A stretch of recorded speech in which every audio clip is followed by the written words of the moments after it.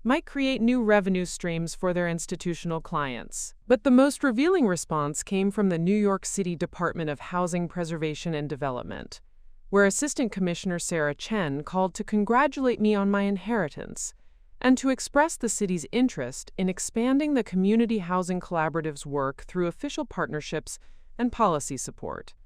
"Ms. Ashworth," she said during our conversation, "your father's recognition of your work validates what many of us in housing policy have been observing for years. The Community Housing Collaborative has created development models that could transform how this city approaches affordable housing challenges. Now that you have additional resources and the Ashworth Development Group platform, we'd like to discuss how the city might support scaling these approaches." The conversation revealed that my work had been generating attention in government circles for months, with housing officials quietly studying our projects as potential models for citywide implementation. Dad's decision to leave me his empire had apparently been informed by recognition from urban planning experts and policymakers that my family had never heard about. "We've been hoping to find development partners who could demonstrate that profitable projects and community benefit aren't mutually exclusive," Commissioner Chen continued. "Your family's company has the resources and expertise to prove these models can work at scale, while your personal work provides the community credibility that traditional developers lack." The media attention began on Tuesday, when the New York Times business section ran a feature article titled, "Disruption in Development: How One Family's Estate Plan Signals a Generational Shift in Real Estate Priorities." The piece positioned Dad's inheritance decision as a forward-thinking recognition of changing market dynamics and community expectations, rather than a shocking deviation from traditional succession planning. Jonathan Ashworth's decision to leave his development empire to his daughter Natalie, rather than his business-trained daughter Cassandra, represents a sophisticated understanding of where the real estate industry is heading, the article explained. Ms. Natalie Ashworth's work with the Community Housing Collaborative has demonstrated that community-centered development can be both profitable and scalable, suggesting that traditional approaches to luxury development may be reaching their market limitations. The article included quotes from urban planning professors, community development experts, and impact investors who had been following my work for years. Dr. Marcus Chen from Columbia was quoted extensively about the innovative financing structures we had developed, while several community leaders described how our projects had strengthened their neighborhoods rather than displacing existing residents. Forbes followed with a profile piece that positioned me as part of a new generation of "values-driven developers," who were proving that social impact and financial returns could be maximized simultaneously. The article detailed the Community Housing Collaborative's $200 million development pipeline and described how inheriting Ashworth Development Group would provide the resources to scale community-centered development approaches across multiple cities. But perhaps the most significant response came from the Harvard Business School, which called to invite me to speak at their annual real estate symposium about innovative development models and community engagement strategies. The same institution where Cassandra had earned her MBA with honors was now seeking my insights about development approaches that went far beyond traditional profit maximization. Professor Williams mentioned that your community land trust model has been generating significant academic interest, the program coordinator explained during our conversation. Business schools are trying to understand how development projects can create shared value for investors, residents, and communities simultaneously. Your work represents exactly the kind of innovative thinking our students need to understand. The academic recognition was particularly meaningful because it suggested that my approaches weren't just successful anomalies but potentially scalable models that could influence how future business leaders approach development challenges. The Harvard invitation represented institutional validation that my work had theoretical as well as practical significance. By Thursday, I had received inquiries from development companies in 6 different cities who wanted to explore licensing or partnership arrangements for implementing community housing collaborative models in their markets. The combination of proven success, substantial resources, and institutional recognition had positioned me as a thought leader in what business publications were calling, quote, The Future of Ethical Development. The broader impact extended beyond professional recognition to fundamental shifts in how people perceived the Ashworth family's role in New York's development landscape. Instead of being seen as traditional luxury developers who maximized profits through gentrification, we were now positioned as innovators who had found ways to create value while strengthening rather than displacing existing communities. But the most profound change was in how my own family members were processing their altered circumstances and relationships. The external validation from respected institutions and media outlets had confirmed that Dad's assessment of my work was based on objective recognition rather than sentimental family favoritism. The daughter they had dismissed as idealistic and ineffective was being celebrated by experts and institutions they respected as a pioneer in sustainable development practices. The broader impact was clear. The Ashworth inheritance had not just transferred wealth and business assets, but had repositioned our entire family within New York's social and business ecosystems in ways that would influence relationships, opportunities, and expectations for years to come. 3 months after the will reading, I found myself sitting in Dad's former office on the 35th floor of the Ashworth Development Group headquarters, watching the sunrise paint Central Park in shades of gold and amber. The space had been carefully preserved exactly as he had left it, from the architectural renderings covering the walls to the fountain pen set on his mahogany desk. But the view from his chair now belonged to me, along with the responsibility for every decision that would shape the company's future direction. The transformation of our family dynamics had been gradual but profound, requiring all of us to navigate relationships that no longer fit the patterns we had established over decades. Cassandra had taken a 6-week leave of absence immediately following the estate reading, traveling to Europe with Bradford to process what she described as a complete reevaluation of everything I thought I understood about success and family. When she returned, she had requested a meeting to discuss her future role within the company she had expected to inherit. I had anticipated anger, resentment, or demands for reconsideration of Dad's estate plan. Instead, she had arrived at my office with a carefully prepared presentation about how traditional development practices could be integrated with community-centered approaches. "I've spent the past month studying your community housing collaborative projects," she had said, spreading architectural plans and financial analyses across the conference table. "I think I understand why Dad made the decision he did. I was so focused on maximizing short-term profits that I never considered whether our projects were actually creating long-term value for the communities where we built them." Her analysis was characteristically thorough, identifying specific ways that Ashworth Development Group's expertise in luxury construction and project management could enhance the affordable housing models I had developed. She had researched zoning regulations, financing structures, and community engagement strategies with the same intensity she had once applied to profit optimization.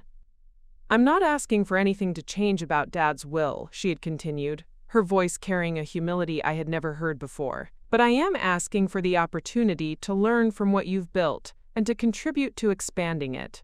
I think my skills in project management and client relations could be valuable if I can learn to apply them within your framework rather than trying to impose my own approach."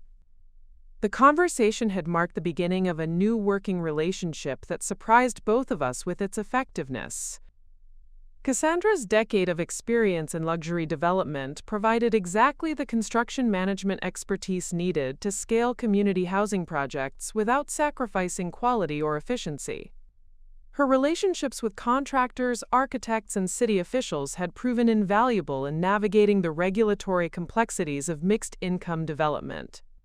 More importantly, her willingness to acknowledge the limitations of her previous approach had created space for genuine collaboration rather than the power struggle I had feared. She had become my most reliable partner in translating community needs into practical construction solutions, bringing her project management skills to bear on developments that served social goals rather than just financial ones. Bradford had undergone his own transformation, applying his investment banking expertise to structure financing for community land trust projects with the same sophistication he had once reserved for luxury developments. His firm, Whitmore & Associates, had created an entire division focused on social impact financing, with Bradford serving as the lead architect for innovative funding structures that attracted both traditional investors and impact-focused foundations. The mathematical reality is that these projects generate more stable, long-term returns than traditional luxury developments, he had explained during one of our quarterly planning meetings. Community ownership creates tenant stability, which reduces vacancy rates and maintenance costs. The social impact bonds provide additional revenue streams that conventional developments can't access. From a purely financial perspective, your model is actually more profitable over time. His analysis had been validated by our first year's performance data, which showed that community-centered projects generated higher tenant satisfaction, lower turnover rates, and stronger neighborhood economic development than comparable market-rate developments. The combination of financial sustainability and social impact had attracted investment interest from pension funds, university endowments, and family foundations seeking both returns and measurable community benefit. Vivian had found her own role in our transformed family ecosystem, using her social connections and event planning expertise to organize fundraising galas and donor cultivation events for the expanded Community Housing Collaborative. Her understanding of high society dynamics and philanthropic networks had proven essential for building relationships with impact investors and foundation program officers. "I never understood what you were working toward," she had admitted during one of our monthly dinners at the estate, which she continued to occupy under the terms of Dad's will. "I thought success meant accumulating wealth and status symbols. But watching the community response to your projects has shown me that real influence comes from creating positive change that people can see in their daily lives." Her perspective had shifted from viewing development as a means of demonstrating family prestige to understanding it as a tool for community empowerment.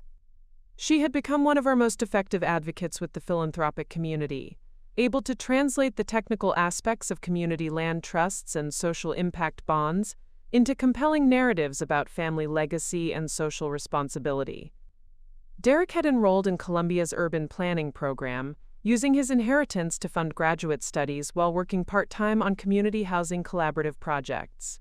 His 10% ownership stake in Ashworth Development Group had motivated him to develop expertise that would allow him to contribute meaningfully to the company's evolving mission.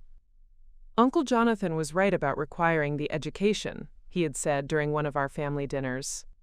"I thought I understood development because I'd worked at the company for years, but I was basically just following established procedures without understanding the underlying principles or considering alternative approaches." His graduate coursework in community development and housing policy had provided valuable research support for our project designs, while his family connections had helped bridge relationships between longtime company employees and our new community-centered approach. The extended family members who had attended the will reading had become unlikely ambassadors for our work, spreading word about the Ashworth family's transformation throughout their own social and professional networks. Uncle Harold had used his retirement savings and Martha's Vineyard bequest to invest in community housing collaborative projects in Chicago, creating a model for expanding our approach to other cities. But perhaps the most significant change had been in my own relationship with the family estate and the social obligations that came with controlling substantial wealth. I had initially planned to sell the Hillcrest Manor property, viewing its maintenance costs and symbolic significance as unnecessary burdens. Instead, I had converted portions of the estate into a conference and training center for community development organizations, hosting workshops and strategy sessions that brought together housing advocates, urban planners, and impact investors from across the country. The main house still served as our family home, but the guest cottage had become offices for community housing collaborative staff, while the grounds hosted regular gatherings for residents of our development projects to share experiences and provide input on new designs. The transformation had maintained the property's elegance while repurposing it to serve community building rather than status display. Our weekly family dinners had evolved from the formal affairs characterized by careful conversation about safe topics to genuine strategy sessions where everyone contributed insights about ongoing projects and future possibilities. Cassandra would present construction updates and regulatory challenges. Bradford would analyze financing options and investment opportunities. Vivian would report on fundraising progress and donor relationships. And Derek would share research findings from his graduate program. The conversations reflected our new dynamic, a family that had learned to combine individual expertise in service of shared goals rather than competing for recognition within artificial hierarchies. The woman who had been dismissed as the family disappointment had become the center of a collaborative effort that was creating more meaningful impact than any of us had achieved through individual ambition. As I sat in Dad's chair watching the morning light illuminate the city he had spent decades reshaping, I understood that his final gift hadn't just been financial assets or business control, but the opportunity to discover who we could become when we stopped trying to prove our worth to each other and started working together to create something worthy of our shared legacy. 2 years have passed since that rain-soaked November day when Cassandra declared me a failure at Dad's graveside, and I often think about the journey that led from that moment of public humiliation to where I sit today.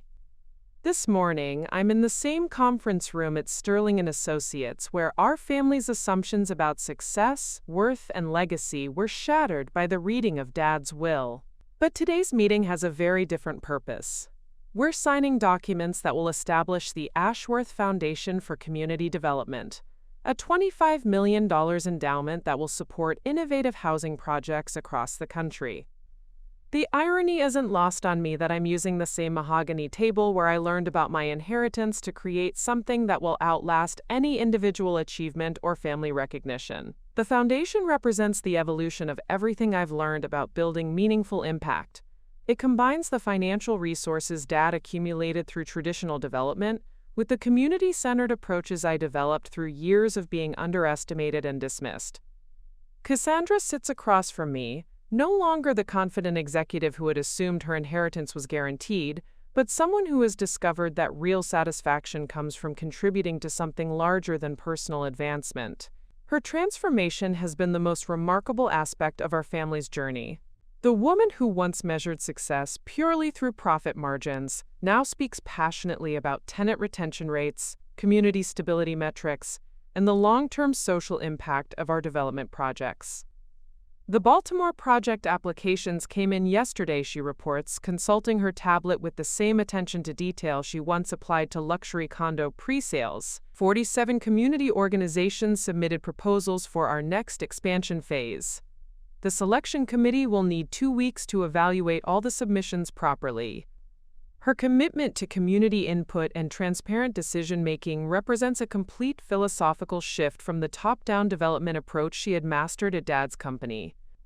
She has become one of our most effective advocates for resident engagement, having learned that sustainable development requires the kind of community trust that can only be built through genuine collaboration rather than imposed through economic power. Bradford enters the conference room carrying financial projections that demonstrate how the Foundation's endowment will generate sustainable funding for community development projects while preserving the principle for future generations. His expertise in impact investing has allowed us to structure the Foundation in ways that maximize both financial sustainability and social outcomes. The investment portfolio is projected to generate $2.3 million annually in unrestricted funding, he explains, spreading charts across the table with the enthusiasm he once reserved for high-profit luxury developments. Combined with the matching grants we've secured from other foundations, that creates approximately $5 million per year in permanent funding for community housing initiatives. His analysis reflects the financial sophistication that Dad had valued in him, but now applied to goals that serve community wealth building rather than individual profit maximization. Bradford has discovered that his skills in financial modeling and risk assessment are actually more intellectually challenging when applied to social impact projects, where success must be measured across multiple dimensions rather than simple profit calculations.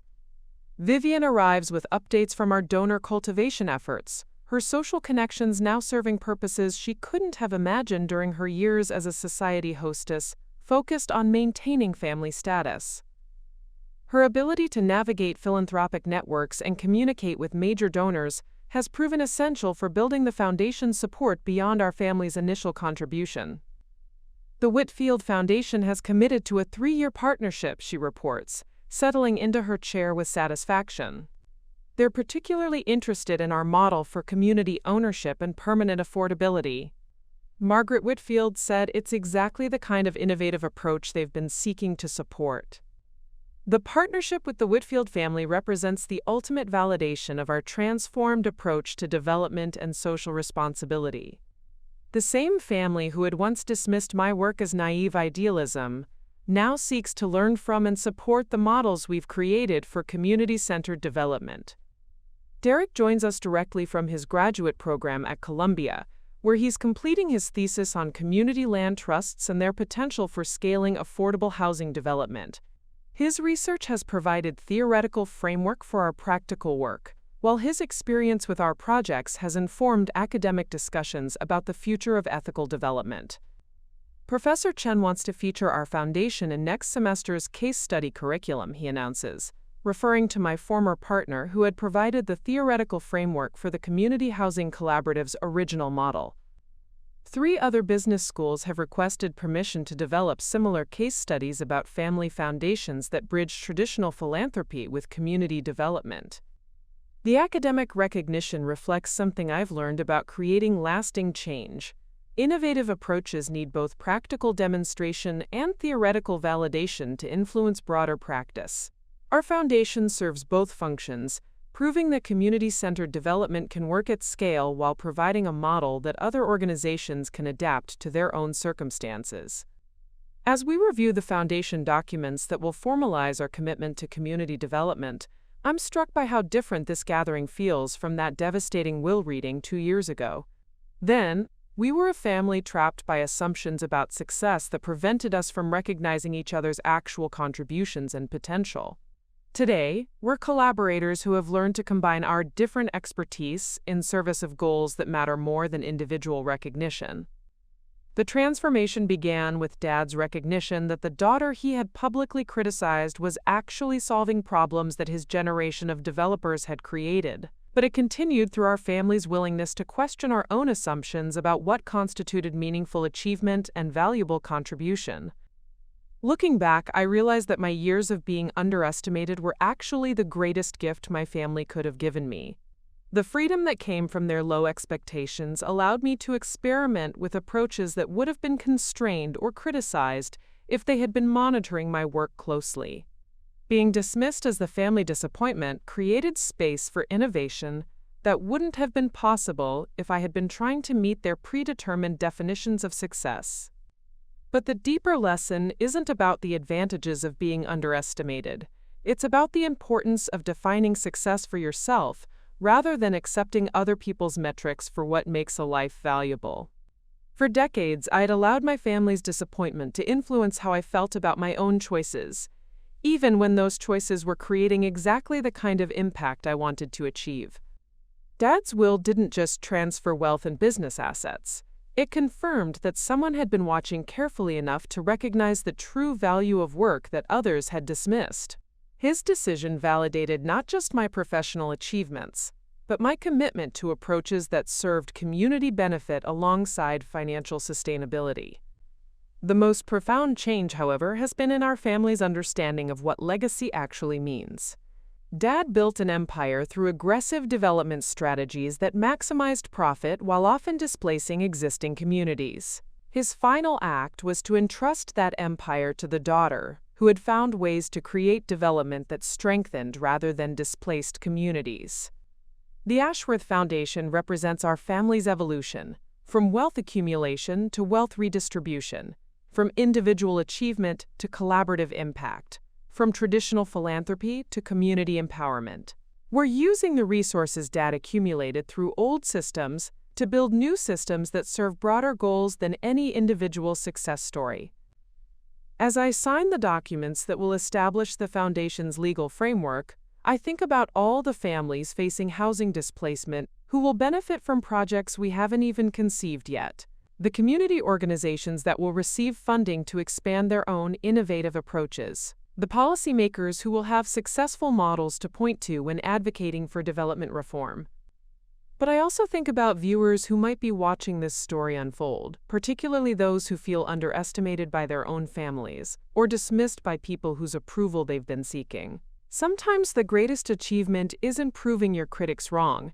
It's building something so meaningful that their opinions become irrelevant to your sense of purpose and satisfaction.